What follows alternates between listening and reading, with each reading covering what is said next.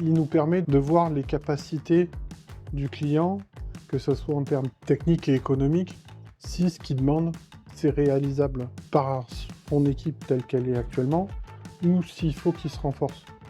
Des fois, notre étude amène la recherche de certains profils, voire d'embauche, à certains postes, parce qu'ils ne sont pas présents chez le client et que c'est quelque chose de nécessaire pour le bon déploiement de ce qu'il nous demande.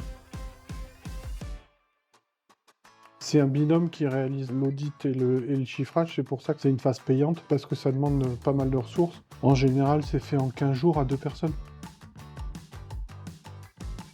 C'est des questions-réponses, c'est des fichiers Word ou Excel à remplir, c'est des demandes d'organigramme, c'est vraiment sur la structuration, sur les connaissances techniques d'un sujet.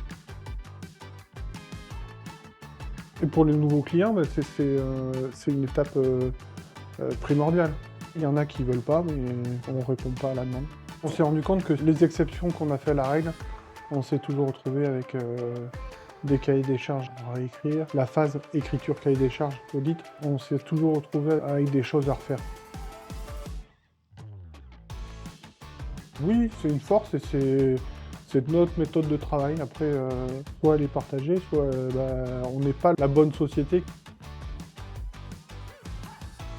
C'est plutôt des demandes du client qui demande à être audité parce qu'il est dans la démarche de voir s'il est suffisamment bien structuré, s'il a le bon savoir-faire en interne, ou s'il faut qu'il aille le chercher.